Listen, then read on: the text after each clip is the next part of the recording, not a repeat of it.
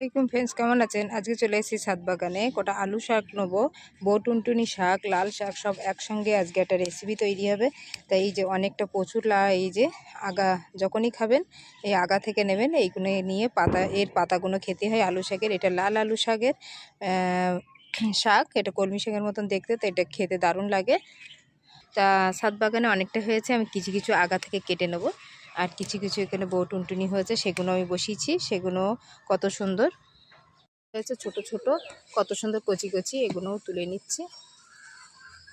এদিকে এদিকে দেখেন ছোট ছোট লাল শাক, এগুলো দানা পড়েছিল তাই হয়েছিল। আর এতে শুধু আমি সবজি পচা দিয়ে এটাই আমি তৈরি করেছি একটা বেড। এতে আবার ভেন্ডির চারা দিয়ে দেবো সব এক একটা। আর যেটা আছে আমি তুলেছিলাম, এটা হলো জামরুল গাছ, ছোট জামরুল থেকে দানা থেকে এটা জামরুল হয়েছে। আমি মনে করছিলাম এটা গরম মশলা, এটা গরম মশলা না, এটা জামরুল গাছ। তা দেখেন এই যে আলু শাকের ভিতরে লাল শাক, সমস্ত সব রকম শাক আছে, আর কিছু উচ্ছে তুলেছি আর কাঁচা লঙ্কা। আজকে আর কিছু তুলবো না। আর এদিকে বেগুনও আছে। তো দেখেন, আজকে যদি ভালো লাগে অবশ্যই এটা লাইক শেয়ার সাবস্ক্রাইব ভালো